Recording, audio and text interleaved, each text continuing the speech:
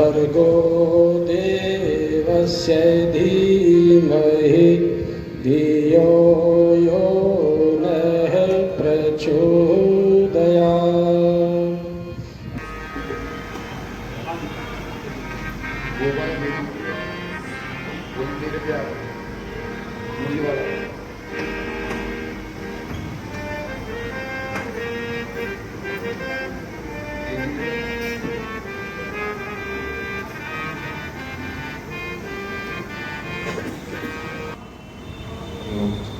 जय श्री राम।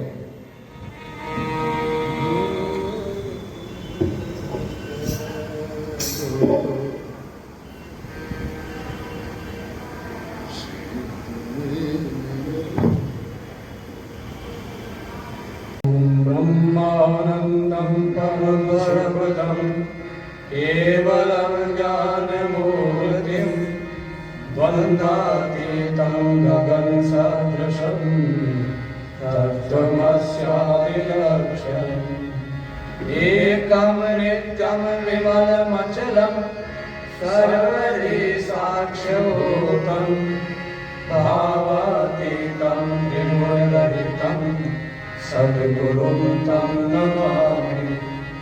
अखण्डानन्दबोधाय शिष्यसन्तापहारिणे सच्चिदानन्दरूपाय तस्मै श्री गुरुवे नमः।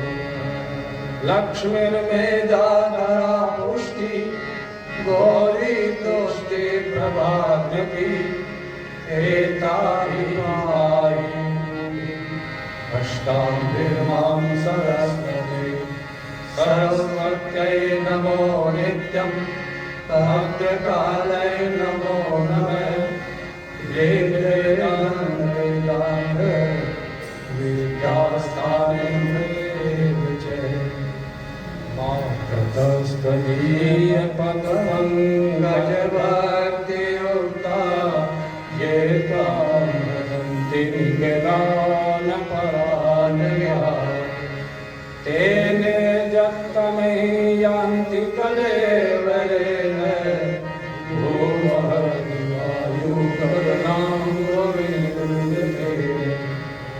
ओम व्यासाय स्वरूपाय व्यासस्वरूपाय विष्णवे नमो वै ब्रह्मनिधे वासिष्ठाय नमो नमः।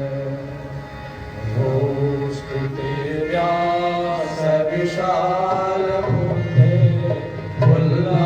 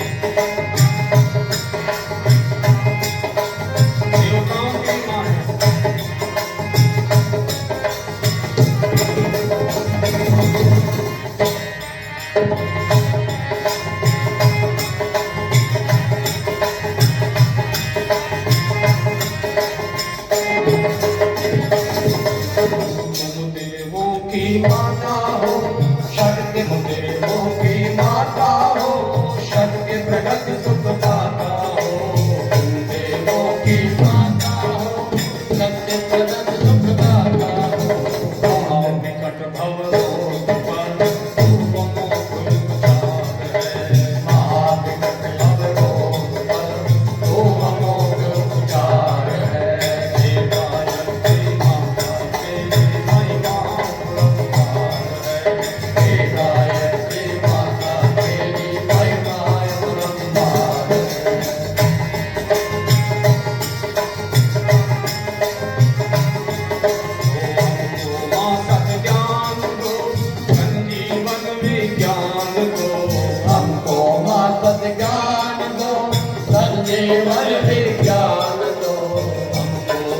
ज्ञान दो, संजीवन विज्ञान दो, हमको माँ सत्ज्ञान दो, संजीवन विज्ञान दो, संस्कृति का उत्थान दो, जो जीवन आधार है, संस्कृति का उत्थान दो, जो जीवन आधार है, हे गायत्री माता तेरी महिमा पुरंदार है, हे गायत्री माता तेरी महिमा पुरंदार है, जय अति सुंदर सुंदर रचा हुआ संसार है, जय अद्भुत अति सुंदर तेरा बचा हुआ संसार है, महिमा पुरंदार तेरी महिमा पुरंदार है, महिमा पुरंदार तेरी महिमा पुरंदार है, गायत्री माता तेरी महिमा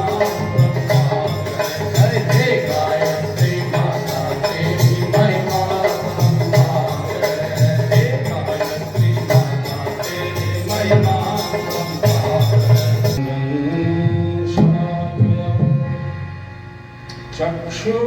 चक्षुरुन्मिलितं येन तस्मै श्रीगुरुवे नमः। ध्यानमूलं गुरोर्मूर्ति, पूजामूलं गुरुपदम्, मन्त्रमूलं गुरुर्वाक्यम्, मोक्षमूलं गुरुर्विद्या।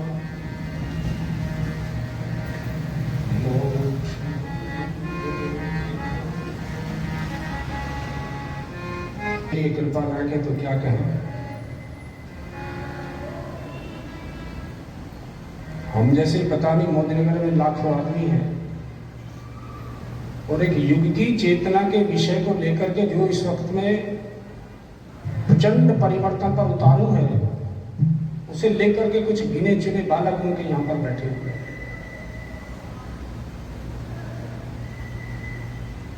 पूज्य गुरुदेव प्रज्ञा पुराण में लिखते हैं, भगवान ने मनुष्य को अपना उत्तराधिकारी बनाया है और जो भगवान के सारे गुण हैं वो बीज रूप से उसके अंदर समाये हैं और भगवान ऐसे प्रचंड परिवर्तन के समय में उन्हें बचाने के लिए कुछ ना कुछ देना चाह रहा है, लेकिन लेने वाला अगर ना हो, गाय दूध के लिए इतनी खड़ी है, बच्चा लेने के लिए तैयार ना हो या उसका दूध पीने के लिए तैयार ना हो, तो माँ को कितना कष्ट होता है। लेकिन इस समझे कौन इसको समझ वो ही सकता है, या तो उसके साथ उसका पुराना नाता रहा हो या उससे वो जुड़ गया हो। जैसा कि पूज्य गुरुदेव कहते हैं कि अगर मैग्नेट से लोहे को टकराना है तो लोहा होगा जब टकराएगा उससे, उसको छुएगा तो सोना बनेगा, लेकिन टकराएगा उसने बीच में हल्का सा कोई ना कोई आवरण बना लिया है, पानी से लिपट गया है, मिट्टी चढ़ गई है, वो मैग्नेट से चिपक नहीं पा रहा, चुंबक से उसे चुंबक के पास जा ही नहीं रहा। बैठेगा तो फिर अपना कुछ दरवाजा खोले, उसको दे को तैयार हो। इसलिए दो चीज बड़े भाग्य से प्राप्त होती है, सत्संगति। अच्छा, सत्संगति ना मिले तो कोई दिक्कत नहीं है, कुसंगति मिल जाए तो बड़ी समस्या होती है। और कई बालक परिवार को संगति की तरफ ले जाते बुढ़े हो जाते हैं, लेकिन संस्कार इतने खराब होते हैं कि वो कुछ कर नहीं पाते हैं। लगे रहो। क्रिया की प्रतिक्रिया है, आज नहीं तो कल, कल नहीं तो परसों, परिवर्तन अवश्य संभावी होगा, कोई रोक नहीं पाएगा।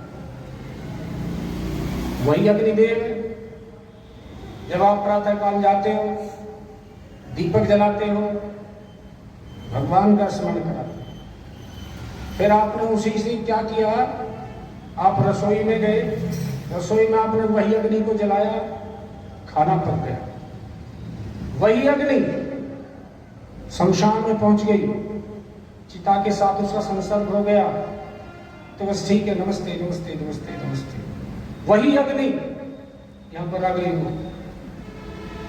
पहले झूठा हुआ, उच्छिष्ट हुआ, और और ये कुसंगति के असर की बात देखिए। और गजब तो जब हो गया कि जब वो पूरी हो गई और उसे नीचे फेंक देता तो भी ठीक था, नीचे फेंकने से भी काम चला नहीं, जूते से उसको कुचल दिया। संगति नहीं मिले तो कोई बात नहीं है, लेकिन कुसंगति ना मिले, लेकिन कुसंगति जब ही नहीं मिलेगी जब सत्संगति की प्राप्ति होगी।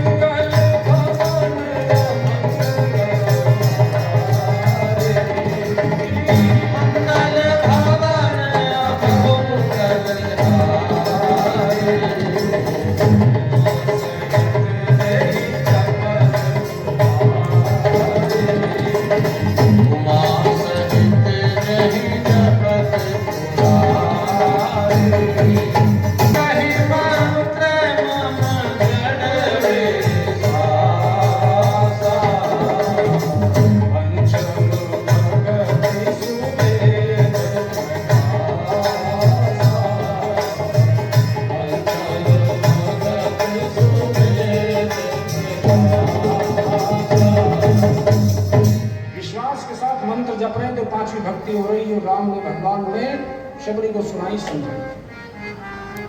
मनुष्य का जन्म तो मिल गया, लेकिन सत्संगति भी हो जाए, सोने पे सुहागा हो जाए। बिन सत्संग विवेक, विवेक की देवी, बिन सत्संग विवेक न होई, बिन सत्संग विवेक न होई, बिन सत्संग विवेक न होई, बिन सत्संग विवेक न होई, राम कृपा बिनु सुलभ न सोई, राम कृपा बिनु सुलभ न सोई, श्री गुरु पद नख मण गण श्री गुरु पद नख मण गण सुमिरत देव दृष्टि सुमिरत देव दृष्टि। कल भी जब बहुत सारे बहन और भाई बैठे हुए थे, प्रज्ञा का जरा इस संधि विच्छेद करिए। प्रधन ज्ञा, प्रधान ज्ञान जो है, इस वक्त का जो प्रधान ज्ञान है, अर्जुन भगवान श्री कृष्ण को लाया महाभारत में लड़ने के लिए, दुर्योधन और वो दोनों में। भगवान जी तो अर्जुन के पास में आए, उसे आवश्यकता महसूस हुई कि बिना नारायण के हमारा काम पूरा नहीं होगा, और बड़े विवेक के साथ उसने भगवान को चुन लिया। लेकिन जब कुरुक्षेत्र में खड़े हुए 11 अक्षौहिणी दल सामने खड़ा हुआ है, 7 अक्षौहिणी दल उनके साथ में खड़ा हुआ है, बीच में सीमा रेखा खिंची हुई है, अर्जुन रथ पर सवार है, लड़ने के लिए तैयार है, और जरा एक नजर सामने मार करके देखा तो कन्हैया से बोले, ये तो मेरे बाबा हैं, ये तो मेरे गुरुदेव हैं, ये तो दादा हैं, ये तो भीष्म पितामह के भी चाचा भालीक हैं। अच्छा, हमें अपने मामा से भी लड़ना पड़ेगा? ये तो हमारा भतीजा लक्ष्मण है, जरा मुझे बीच में को ले जाकर के जरा ठीक से दिखाओ। और जब उसने देखा तथा रथ के पृष्ठ भाग में अपने गांडीव को रख करके नीचे बैठे। जिस गांडीव को कोई जरा सा ये कह देते थे गांडीव को इधर हटाओ, तो उसका वध करने के लिए अर्जुन तैयार हो जाता था। और ऐसा मोह से ग्रस्त हुआ, फिर उसको समझाया। गीता को जरा पढ़िए। अशोचानम अशोचस्तम, उसे सोच रहा है जो तुझे सोचना नहीं चाहिए, गलत सोच रहा है। अशोचानन्न शोचस्तम प्रज्ञावादाश्च भाष्यसे। और भाषण कैसे दे रहा जैसा कलबंधु, प्रज्ञावादाश्च, प्रज्ञावानों की तरह। देखिए इसका मतलब प्रज्ञावान अपनी बुद्धि का प्रयोग करते हैं, ऐसे समय पर मोह उत्पन्न नहीं करते। भगवान की वाणी को जरा ठीक से समझो। अशोचानन्न शोचस्तम प्रज्ञावादाश्च भाष्यसे गतासूंश्च नानुशोचन्ति पंडिताः। पंडित का मतलब धोती कुर्ते वाले, पीने वाले, ये नहीं, ये थोड़ा ही है। इससे उस पंडित का क्या मतलब है? एक किसी विषय में, जो जिस विषय में विशेषज्ञ होते हैं, एक्सपर्ट होते हैं, जानकार होते हैं, उसका मर्मज्ञ है उस विषय को, उसे होता है ये अर्थशास्त्र का पंडित है। प्रज्ञावादाश्च भाषसे नानुशोचन्ति पंडिता। यार पंडित लोग ऐसा थोड़े करते, मेरे तू कर रहा और तू ही लाया था मुझको। तो जब उसका मोह दूर हुआ, किससे हुआ? विवेक के साथ हुआ। प्रज्ञावादान की तरह जो बोल रहा था, तो भगवान ने उसे प्रज्ञा का ज्ञान कराया। अब इस वक्त तो ये समय है, उस मोह से निकालने के लिए भगवान ने जिस शक्ति का प्रयोग किया, जो विवेक वाली शक्ति थी, जो सद्बुद्धि देने वाली शक्ति थी, उसको अर्जुन पर फटकारा। और लास्ट में तो जब उसकी मूर्छा नहीं खुली, तो ऐसा शब्द कहता है जिससे हम लोग भी उससे दूरी बना करके रखते हैं। तो बात नपुंसकों वाली कर रहा भाई, नपुंसक कहते हैं। तो ऐसी शक्ति जो हमको इस युग के ज्ञान का, इस युग पर चलने का और लोगों को सुधारने का, ठीक मार्ग पर लगाने का भाव करा दे, वह इस युग की शक्ति का यहाँ पर जिक्र चल रहा है। मानव जीवन मिला बड़े भाग्य से, मानव जीवन मिला गवाते गवाते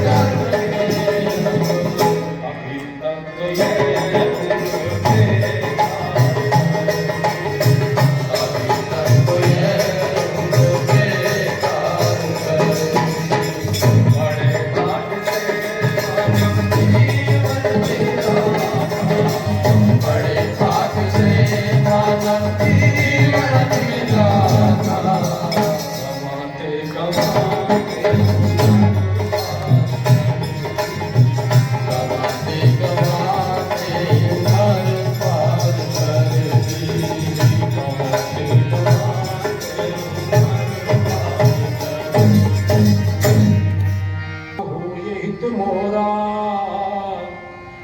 कराहू सो बेगी, जल्दी करो, जल्दी करिए, मेरे लिए क्या कर सकते, कराहू सो बेगी दास मैं तोरा।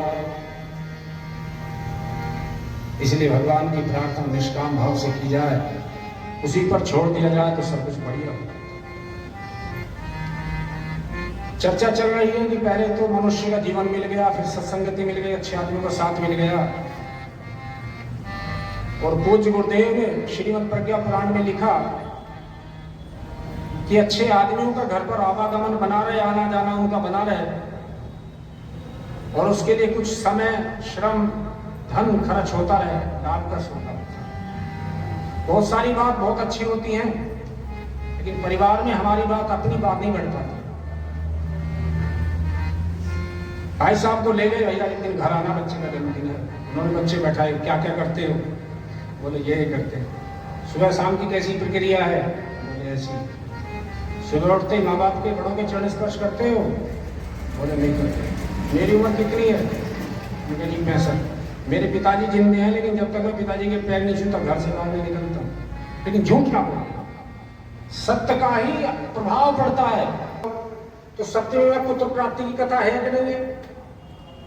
नहीं सब अष्टमी, तो अष्टमी में देवी का हवन होता है कि नहीं होता? देवी की कथा दुर्गाष्टमी है कि नहीं है? नहीं, एक और होती है, अष्टमी की भी आती है, तो वो भी है। अच्छा नवमी में बताओ, फिर नवमी में राम जी का अवतरण हुआ है कि नहीं हुआ है? दुर्गा देवी की दुर्गा नवमी होती है कि नहीं होती है? दशमी में भी कुछ होता है, बोले हाँ, दशावतारों की कथा लेकर के कच्छप अवतार से लेकर के और प्रज्ञा अवतार तक 10 की 10 जो अवतार है उनकी कथा है। एकादशी में क्या होता है, बोले एकादशी में तो गजबी कर रखा है, हर महीने में 2 कथा है। बोले जी पुरुषोत्तम मास, उसमें तो और ही गजब होता है।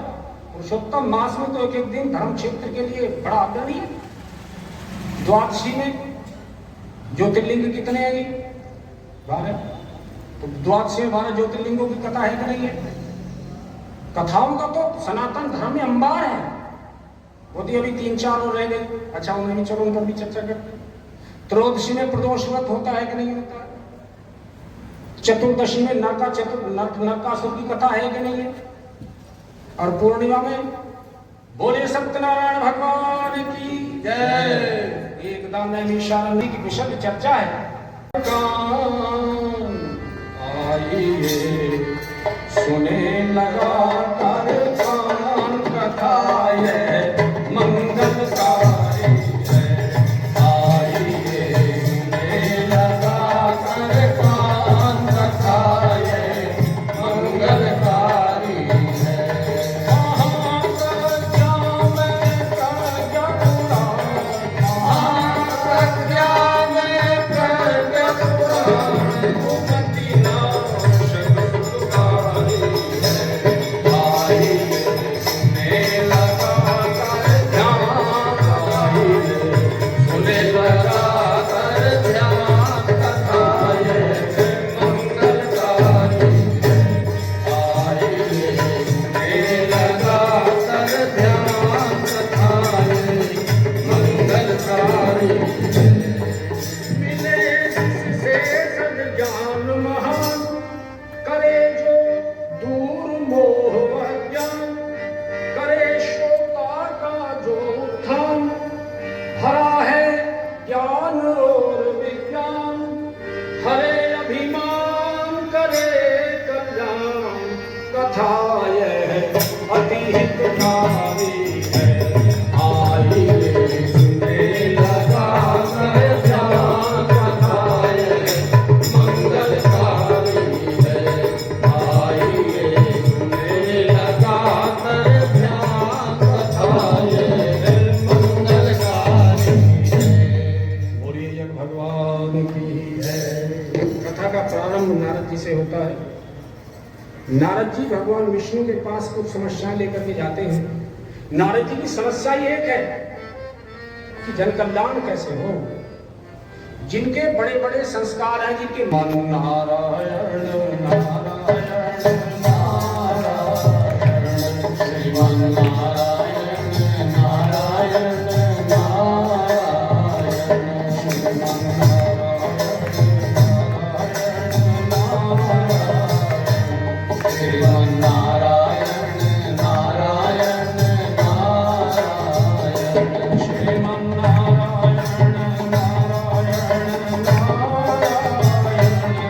श्रीमन्नारायण नारायण नारायण श्रीमन्नारायण नारायण नारायण श्रीमन्नारायण नारायण नारायण। बोलिए श्रीमद् पुराण की जय। भाई साहब चौधरी साहब 2 मिनट के लिए जरा आगे आ जाए। हाँ जी प्रज्ञा पुराणम परमं पवित्रम प्रज्ञा पुराणम परमं पवित्रम युगुलासेन सदं विरचितं ज्ञानसमृद्धिं प्रतिपन्ति दिव्यं प्रज्ञा पुराणं बलमस्तु ते।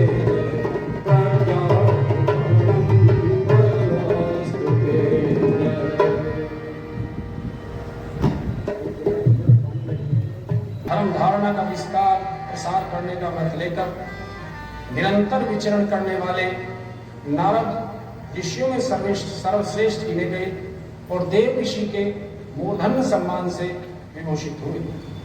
एकमात्र उन्हीं को यह सुविधा प्राप्त थी कि कभी भी बिना किसी रोक टोक विष्णु लोक पहुंचे और भगवान के निकट बैठकर अभीष्ट समय तक प्रत्यक्ष ज्ञान चर्चा करें। यह विशेष सुविधा उन्हें लोक कल्याण को ही आत्म कल्याण मानने की परमार्थ परायणता के कारण है। वे समय समय पर भगवान के समीप पहुंचते और सामायिक समस्याओं पर विचार करके तदनुरूप अपना मत बनाते और भावी कार्यक्रम निर्धारण करते।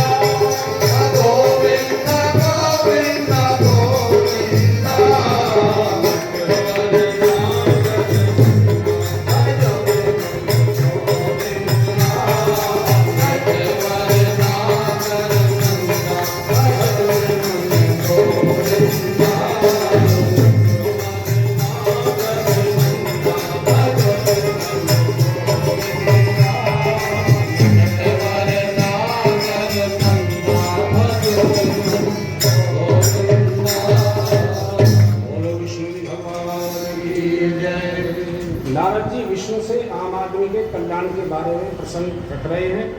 भगवान विष्णु नारद जी से कह रहे हैं कि इस वक्त में प्रज्ञा की देवी का, प्रज्ञा के अवतरण का सद्बुद्धि की देने वाली देवी के अवतरण का समय है, इसलिए आप सबको इस विषय में बताओ। बोले किस किस को बताओ? भगवान के प्रश्न भी ऐसे हैं, नर से नारायण बन जाए प्रभु ऐसा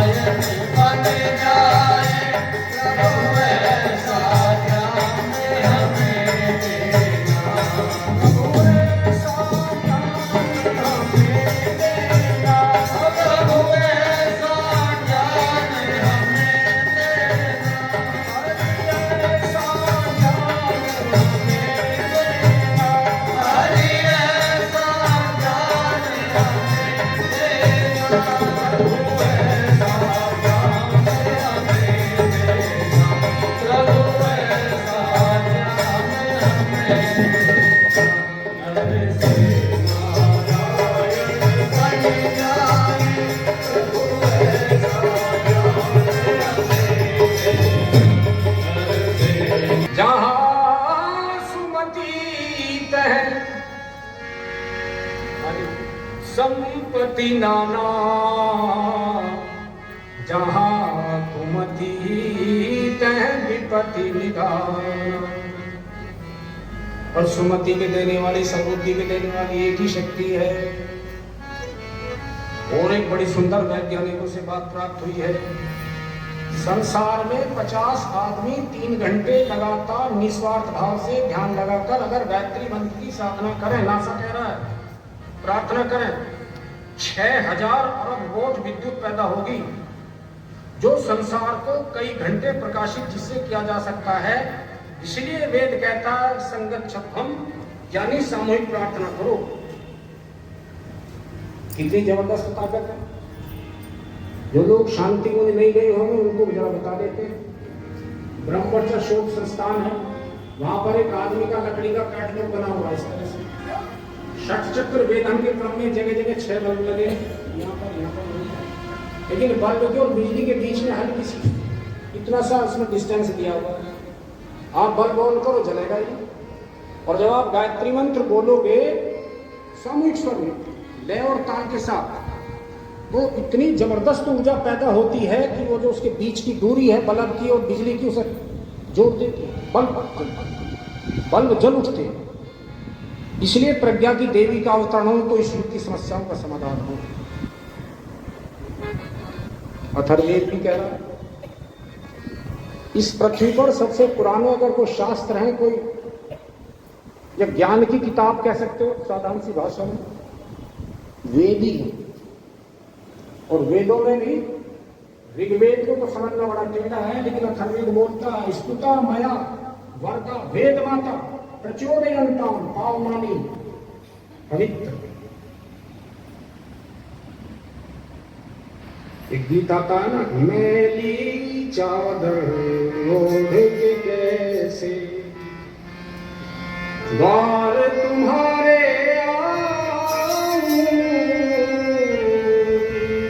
मैली चादर को साफ कर देती है। बच्चा होता है गाय का, सब जानते हैं, अंदर से आती तो जेब में लिपट करके बच्चा आता ही, लेकिन जब तक उसे चाट चाट करके साफ नहीं करती चैन नहीं पड़ता है। लेकिन बच्चा संपर्क में भी तो रहे, वो संपर्क में रहना तो फिर अपने आप को ऐसा बनाओ कि वो आपके पास में आवे, थे थोड़े से बड़े हो गए, अब आपने साधना शुरू कर दी। प्रचोदयन्ताम पावमानी द्विजानाम, पवित्र करती है और दूसरा जन्म करा देती है। द्विज, दूसरा जन्म दे दिया। पहले क्या थे आप? बोलो जन्मा जाते, जन्मता जाते शुद्ध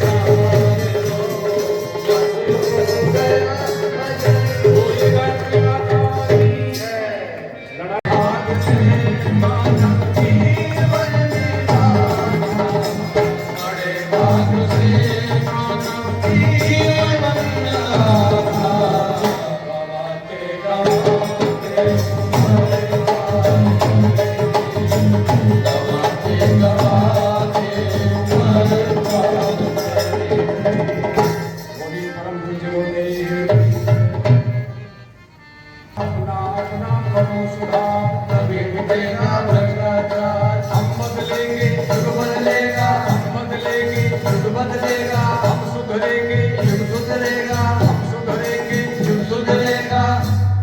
विचार क्रांति अभियान सफल हो, सफल हो, सफल हो।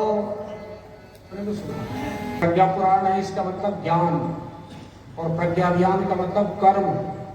ज्ञान भी हो और कर्म भी हो, गायत्री भी हो और यज्ञ भी हो। यज्ञ जैसी प्रखरता, ज्ञान तो हो गया, लेकिन उसे उदार भाव से औरों को समझाएं भी तो सही, औरों को बताएं भी तो सही। प्रखरता, उदारता, देने में कंजूसी ना करते। ईश्वरचंद विद्यासागर के पास में कोई आदमी आया, अपने कोठी के बाहर खड़े थे। चित्तरंजन दास बाबू के पास में आया, अपनी कोठी के बाहर खड़े थे। उन्होंने कहा कि इस घर के मालिक से मिलना है। बोले क्यों? बोले इनके बारे में ये सुना है कि अगर बहुत कोई जरूरतमंद होता है और विशेष करके लड़कियों की शादी के बारे में तो ये बड़ी हेल्प कर देते। अच्छा, वो अंदर गए, अपने सेक्रेटरी को उन्होंने 500 रुपये दिए और उससे कहा कि बाहर एक जरूरतमंद आदमी खड़ा है, उससे कहना कि 300 रुपये से तो ये लड़की की शादी कर ले, और जो 200 रुपये हैं उससे कोई ऐसा काम कर ले कि दोबारा जीवन में भिक्षा मांगनी ना। उनका सेक्रेटरी आया, उस जरूरतमंद को उन्होंने 500 रुपये दिए, और देने के बाद उनका जो संदेश था वो वहां तक पहुंचा दिया। उन्होंने कहा कि जो हमारी लड़की के लिए इस प्रकार की सहायता कर रहा है और आगे हमें भिक्षावृत्ति में जाने से रोक रहा है, मिलवा भी तो दो। बोला भी वही तो थे जिससे आपने आग्रह किया था कि मेरी लड़की की शादी। यज्ञ जैसी प्रखरता के साथ साथ उदारता भी हो, हमारे पास है, लेकिन इतना तो कर ही नहीं, 5-7 पीढ़ी भी उसे आगे खाती चलती, सबका ठेका हमने ले रखा। एक दूसरे संप्रदाय वाले रिक्शा चला करके 150 रुपये कमा करके लाए, लेकिन 5 रुपये वहां जरूर पहुंचाएंगे, 10 रुपये ठेली लगाई है उसने, 400-500 रुपये कमा करके लाया, 20 रुपये वहां जरूर देंगे। हाँ, देखने में सुपात्रता जरूर बरतनी चाहिए।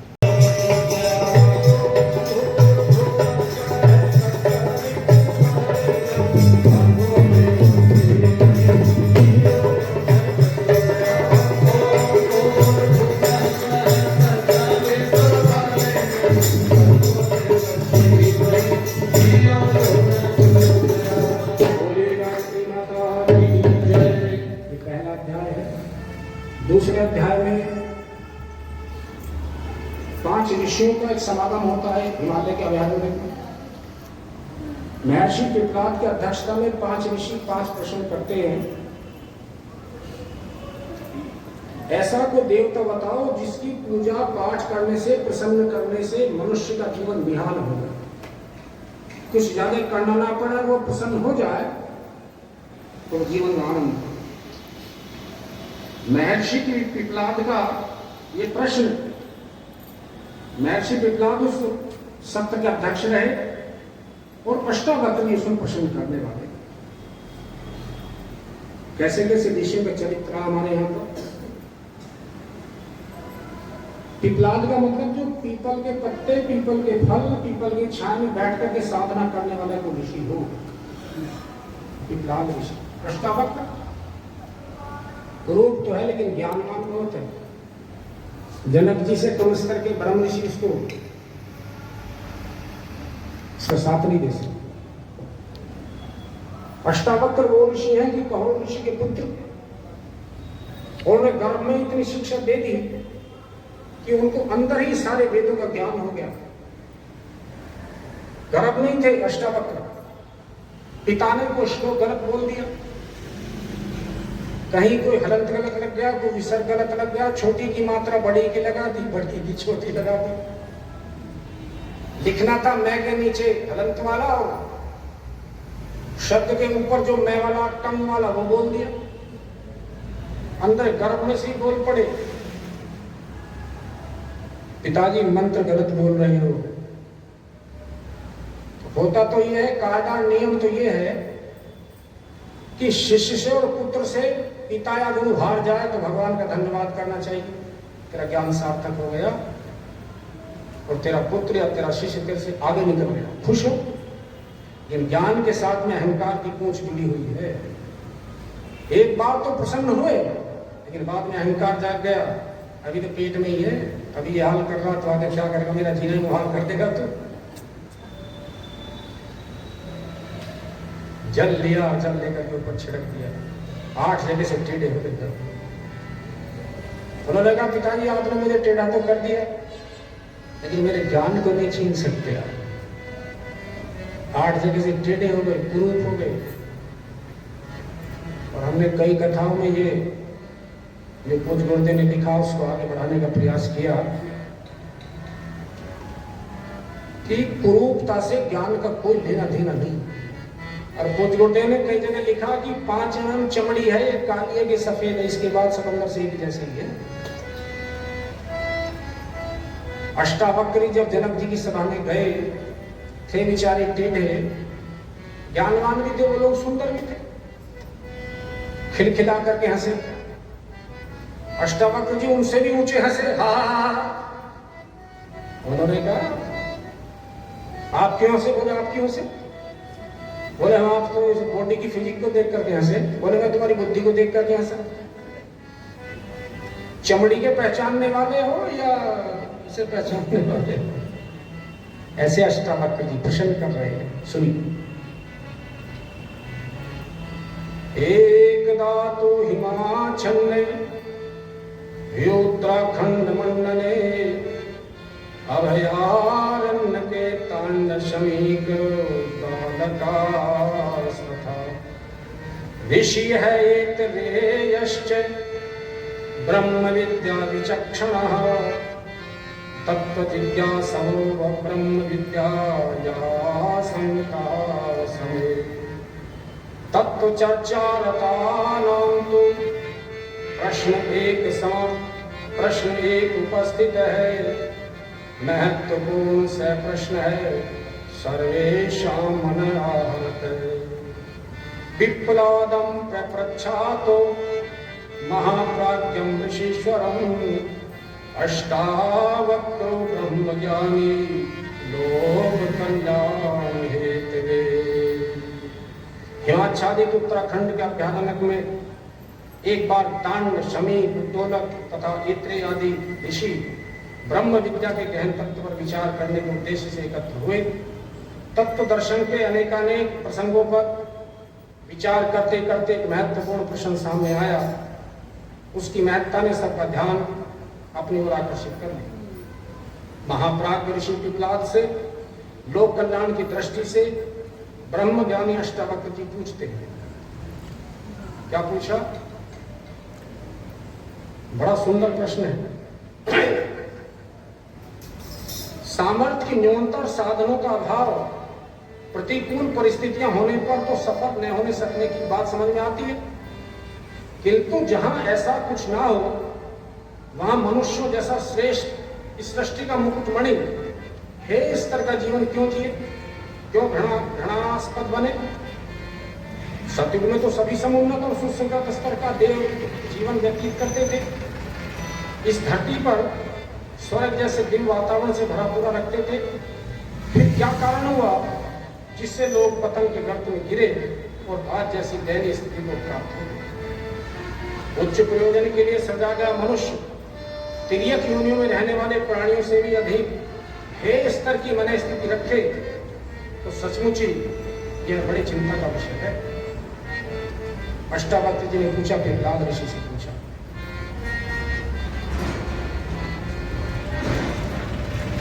आंख सबको दो ही चीज, कान विद्या है, ये भी सब है, शरीर का ढांचा एक जैसा है, लेकिन इनमें इतना बदलाव क्यों है? बड़ी सुंदर बात पिपलाद ऋषि कहते हैं कि पूर्व जन्म में जो संस्कार है वो छोड़ते नहीं आते।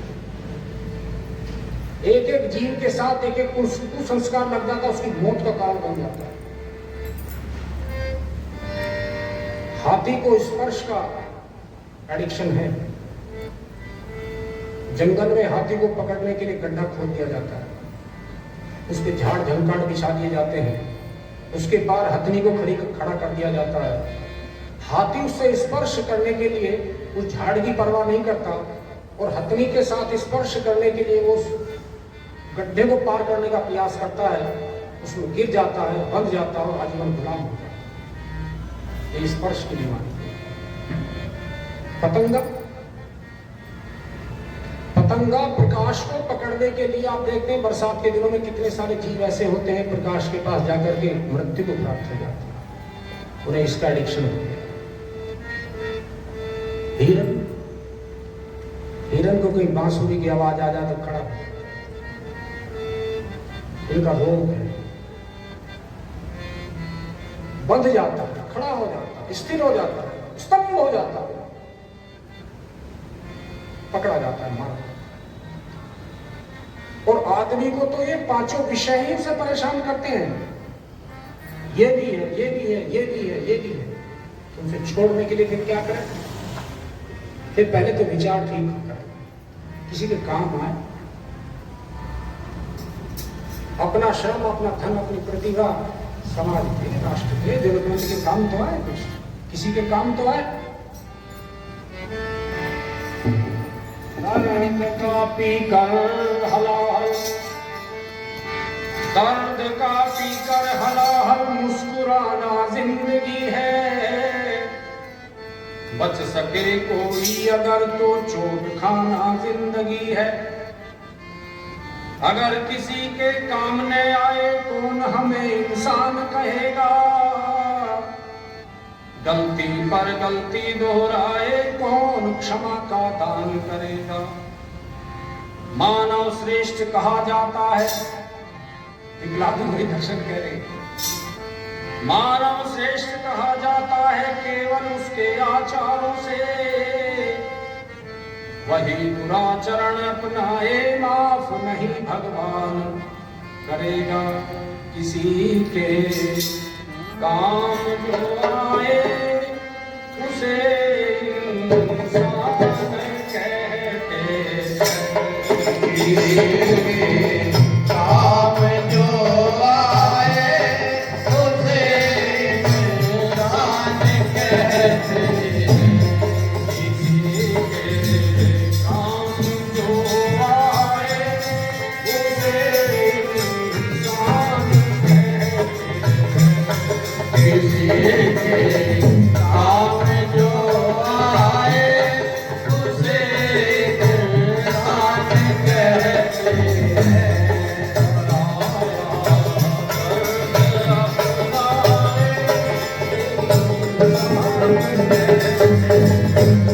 पराया दर्द अपनाए उसे इंसान कहते हैं।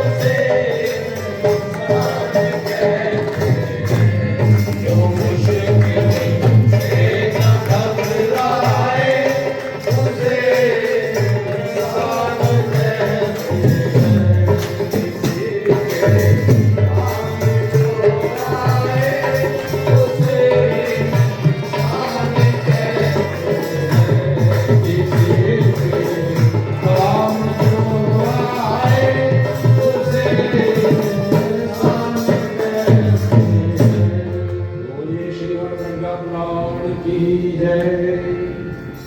अष्टावक्र जी ने पूछा, पिपला जी ने समझाया, भगवान ने आदमी को बना दिया, छूट उसी के हाथ में दे दी, ये राम की तरफ जाता है और ये रावण की तरफ जाता है। जिस रास्ते पर चढ़ जाओगे वो वहीं ले जाएगा, चैन आपके हाथ में है। और पिपलाद जी ने उससे पहले यह भी बताया कि आपने बड़ा सुंदर प्रश्न किया है, और जो लोग इसे सुनेंगे और समझेंगे वो श्रेष्ठ मार्ग का चयन बढ़िया का करेंगे। लड़की की शादी बढ़िया लड़के से की जाती, पता ना लगे वादा बिगड़ जाए तो बात अलग। चयन आदमी को करते। युद्ध तय हो गया, दोनों दुर्योधन भी और अर्जुन भी कन्हैया का चयन करने के लिए गए। से ही आपने बेड पर से उठेगा तो सबसे पहले ध्यान उधर जाएगा कि नहीं जाएगा, जिधर पार पकड़ा उसने। अर्जुन का तो अभ्यास ही था। कन्हैया का चयन करने के लिए गए थे, एक सिराने तना खड़ा, ठीक है आप पहले तो पहुंच गए लेकिन आपका अभ्यास तो खराब है, संस्कार तो खराब है। इसलिए गायत्री परिवार से समय समय पर संपर्क रखो। तुम्हारी बात ना माने तो ये कह देंगे गुरु का नाम लेकर के। और गुरुदेव कहा भी करते थे, क्षेत्र में जाए तो मैं मत करना बकरे की तरह। ये कहना गुरुदेव ने कहा, ये मेरी बात सुनेंगे तेरी बात नहीं सुनेंगे। क्योंकि गुरु शिष्य की हर बात को जानता है उसने, और उसे पता भी उसने तप किया है, उसने सत्य का आचरण किया है, उसने दान किया है, उसने तपस्या की है। वो सूर्य से ऐसे समझो सूर्य की तरह तप गया है। और कई लोगों ने तो, मैं उसका आपको नाम भी बताऊंगा, सूर्य के अंदर गुरुदेव के दर्शन किए। महात्मा आनंद स्वामी एक बार शांति में गए और नीचे से वो अपंग हो गए थे, उन्हें चलने में दिक्कत होती थी, लेकिन गुरुदेव में सन्यासी मानते थे और वो गुरुदेव को सन्यासी मानते थे। जबकि गुरुदेव गृहस्थी तो थे लेकिन तपस्वियों के शिरोमणि थे। महात्मा आनंद स्वामी अच्छी तरह से जानते थे कि ये युग ऋषि है, ये वही है जो पुराने समय में कई कई युगों का ये अवतरण करता है, कई कई युगों में बदलाव करता है, ये वही है। खबर भिजवाई गई, पूज्य गुरुदेव ने गायत्री का दुपट्टा नीचे भिजवाया, हाथ में दिया।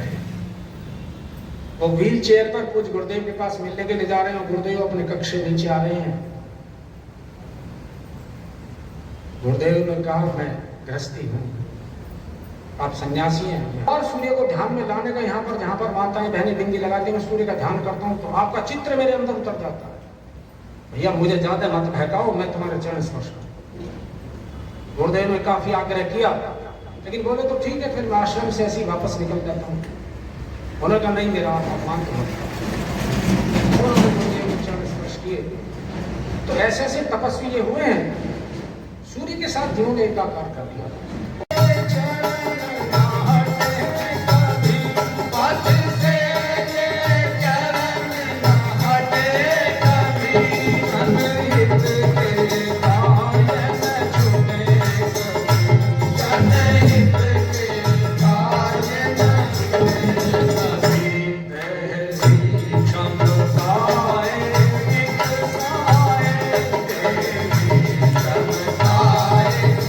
With the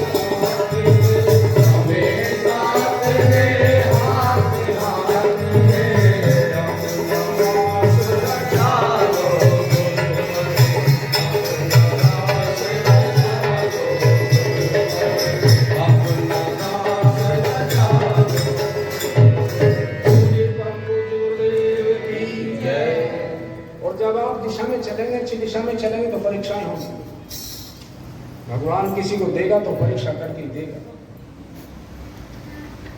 दक्षिण की तरफ एक कृष्णदेव राय थे, उनके एक मंत्री थे व्यासदेव राय। वहां पर एक पुरंदर नाम के ब्राह्मण हुए, बड़े त्यागी थे, पति पत्नी जंगल में रहते थे, झोपड़ी अपनी नहीं बना रखी, लेकिन भगवान बिना परीक्षा करे किसी को देता नहीं। अगर वो अपनी जितनी भी कोई ऐसी चीज देना चाह रहा है कि वो समाज के काम ला सकता है, लोगों का भला कर सकता है, तो फिर नरसिंह की तरह भात ही बढ़ देता है। पुरंदर और उनकी घरवाली जो थी वो बड़ी सतगृहिणी, भिक्षा मांग करके काम करते थे, बड़े विद्वान थे। आज की तारीख में अगर कहें कि मोदी नगर में कोई एक दुकान खोल लें, सभी प्रकार के ज्योतिष संबंधी प्रश्नों के लिए संपर्क करें और नीचे अपना नाम देखते हैं तो लाइन लग जाए। लेकिन नहीं, समाज के कल्याण में लगाना और मांग करके खाना, ताकि अहंता का कुछ इस जीवन में ना रहे। महाराजा कृष्णदेव राय तक उनकी बात गई, अपने मंत्री के माध्यम से कहलवाया कि महात्मा जी से कहो कि कभी कभी राजमहल से भी भिक्षा ले लिया करें, परीक्षा होती है। तो महाराज जी गए, महल से भिक्षा मिली, तो चावलों में उन्होंने कुछ हीरे मोती जवाहरात की छोटी छोटी फुटक डाल करके और चावलों के साथ भिक्षा में दे दी। ये क्रम कई दिन तक चलता रहा और महात्मा जी कृष्णदेव राय जी के उस भीख को प्रसन्न भाव से लेते रहे। राजा ने सोचा कि इसका मतलब ये हुआ है कि पता तो लग रहा है कि सोने चांदी हीरे जवाहरात जा रहे हैं, अब उनका सदुपयोग हो रहा है कि दुरुपयोग हो रहा है, तो मंत्री को साथ लेकर के परीक्षा के लिए चले गए। भगवान देता तो है, तो बिना परीक्षा करे कैसे देते, या बिना लिए कैसे देते, उसका सिद्धांत है। सुदामा से लेगा तो देगा, द्रौपदी से लेगा तो देगा, शबरी से लेगा तो देगा, अर्जुन से भी पहले लेगा जब देगा। भाव दे दे, समर्पण कर दे जब तुझे बुद्धि होगा, ऐसे नहीं देता। विदुरानी से लिया कि नहीं लिया, उसका गोपियों से लिया कि नहीं लिया, लेता है तब उसके बाद देता है।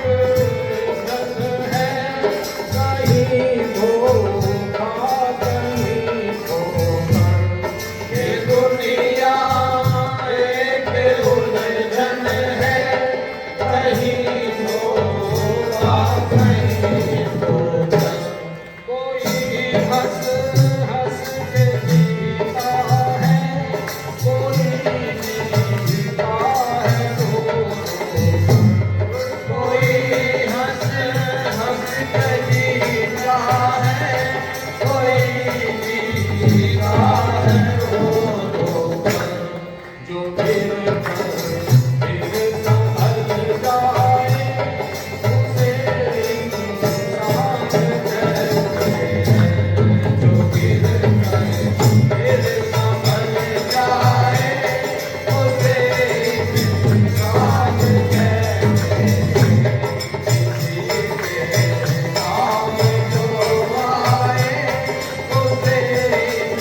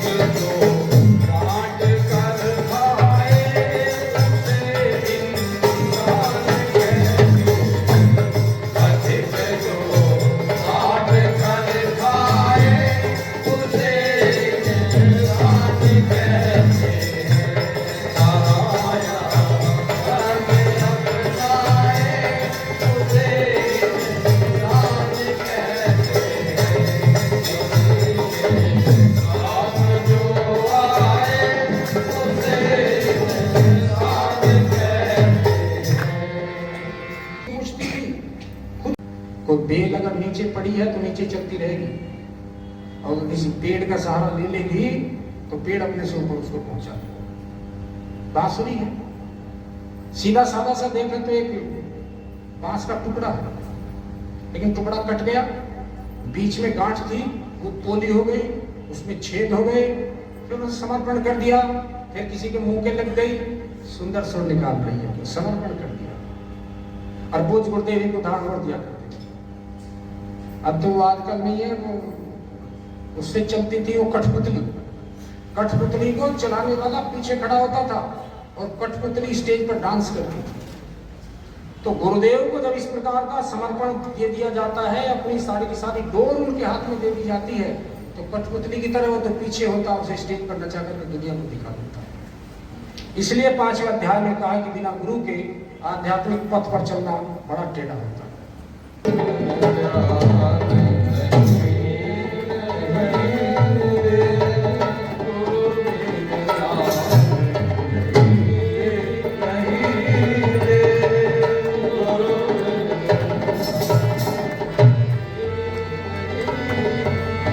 अंधकार तब तक ही रहता, अंधकार तब तक ही रहता, जब तक है दिन माह नहीं रे, गुरु राम नहीं रे, गुरु राम। 5वें अध्याय की पूर्ति करते हुए अपने सौभाग्य को सराहते हैं। स्वयं नारायण हमारे गुरु, परम सौभाग्य हमारा।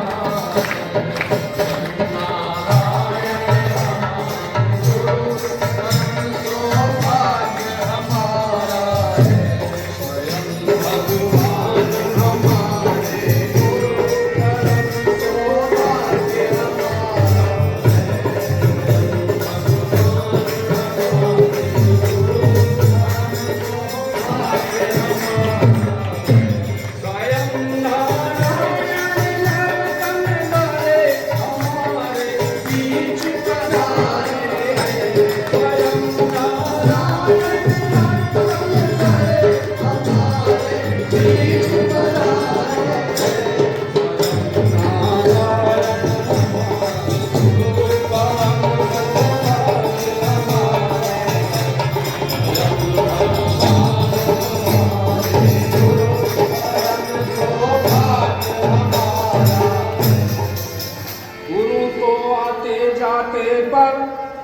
नारायण कभी कभी आते, कभी अवतार हुआ करते, पाप धरती पर बढ़ जाते, ब्रह्म ने स्वयं अवतरित हो धरा का भार उतारा है।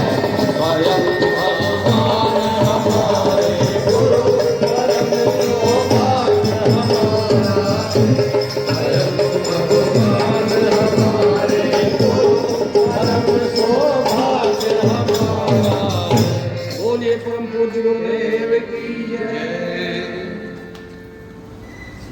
10 से 12 करोड़ आदमी ऐसे हैं जो गायत्री परिवार से डायरेक्ट इनडायरेक्ट में जुड़े हुए हैं, और कई तो दूसरे ईसाई मिशनरी और दूसरे लोग ऐसे हैं ये कहते हैं हमें ये पता नहीं तुम्हारा गुरु कौन है, लेकिन काम बढ़िया हो रहा है इसलिए हमसे सहयोग ले जाया करो।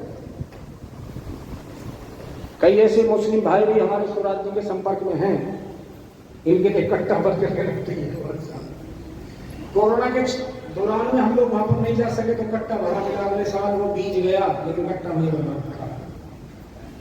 ये जो हमारे अखंड ज्योतिया छत्ती है, इनमें पूज्य गुरुदेव की प्रेस चलाने वाले 2 बालक ऐसे रहे जो कराची पहुंच गए, लेकिन अखंड ज्योति कराची नहीं जाती,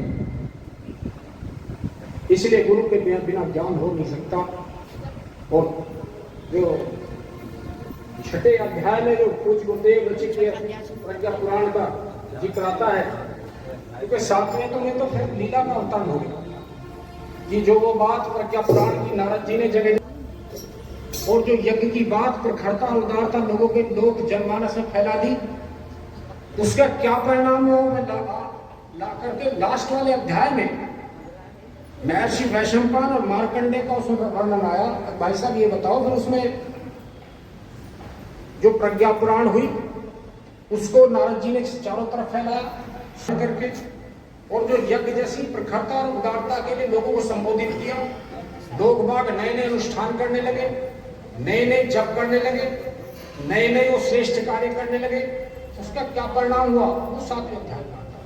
तो उससे पहले 6ठे अध्याय में आया दुर्वासा मुनि कि ये तो सब काम हो गया, लेकिन लोग बाग अच्छा काम करने दें तो काम कैसे हो। गुरुदत्त त्यागी हमारे गायत्री परिवार के कानद क्षेत्र के पहले विचारों का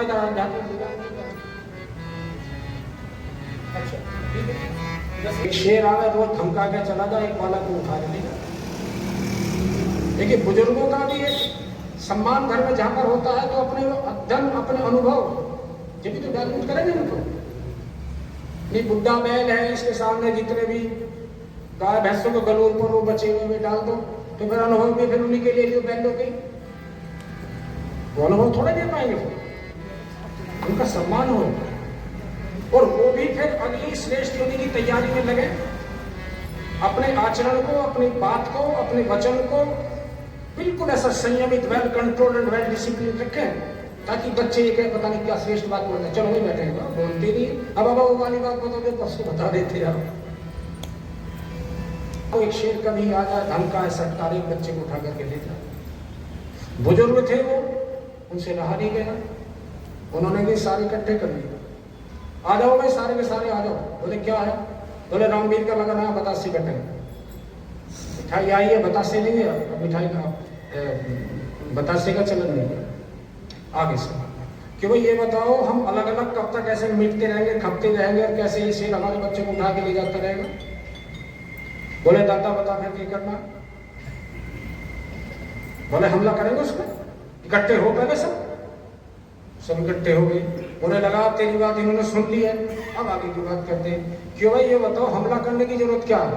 तो फिर क्या करें? उसकी मांदे पे चलते हैं भाई, उसके आने की हम इंतजार क्यों करें? मांदे पे पहुंच गए भाई, और जब उसने धीरे से मुंह बाहर निकाल कर देखा तो सहज में रास्ता बना करके इतनी तेज निकला कि दोबारा किसी से वन में घुस के नहीं आया, वन में नहीं आया। इसलिए अगर कोई श्रेष्ठ व्यक्ति पर कोई इस प्रकार के आचरण कोई आंच आप लगाता है या कोई अज्ञानता वश ऐसा करता है, उसे पहले समझाया जाए, टोका जाए, और तो फिर उसका फिर उसी भाषा में से जवाब दिया जाए। काम तो बढ़िया ही कर रहा है, तिलक तो लाली लगा रखा है, माथा तो ना रगड़ के काला कर रखा, अब जो ऊंचे पजामे वाले थे उनके तो ऊंचे हो रहे, हमारे वालों ने ऊंचे पजामे और बच्चों ने पैंट शुरू कर दी। अब देखो आप, दुनिया हमारी तरफ बढ़ रही है, अमेरिका हमारी तरफ बढ़ रहा है, ब्रिटेन हमारी तरफ बढ़ रहा है, कनाडा हर हालत में अब भी कह रहा नहीं मित्र तो बढ़िया है, हम उससे रिश्ता नहीं छोड़ सकते, हम उधर को घुस गए।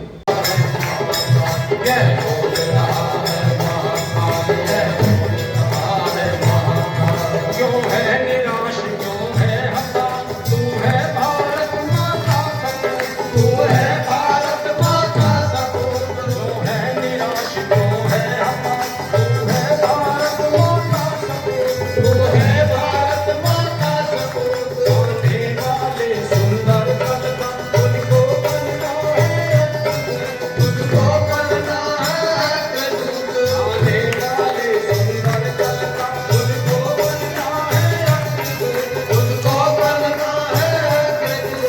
इसलिए छोड़ भय साहस कर, ये छोड़ भय साहस कर, हर पवन पुत्र जैसी छाल है।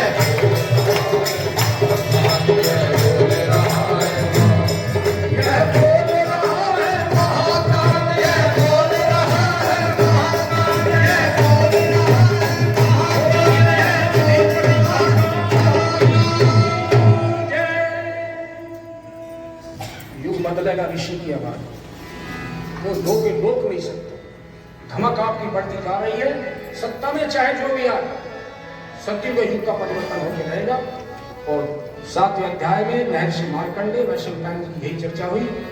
अब कल का महामानव प्रकरण होगा, परिवार कैसे बनाया जाए, महामानव कैसे बने हैं उनको देखा जाए।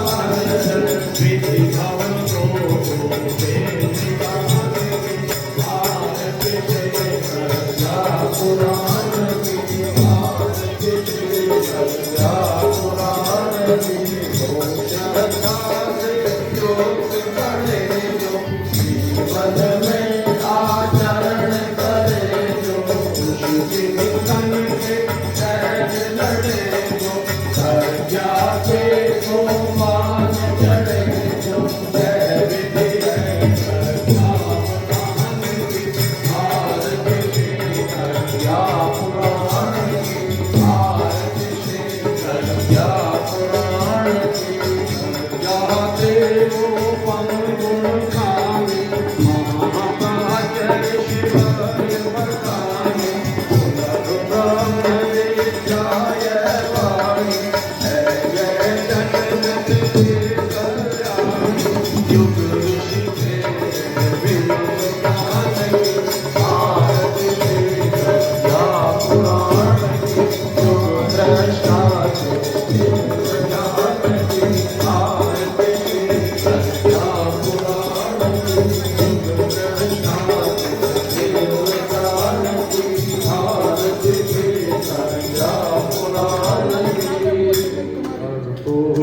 घोरं करुणावतारं संसारसारं भुजगेन्द्रहारं सदा वसन्तं हृदयारविन्दे भवं भवानी सहितं नमामि त्वमेव माता च पिता त्वमेव बन्धो च सखा त्वमेव विद्या शरणं त्वमेव सर्वं मम देव त्वमेव सर्वं मम देव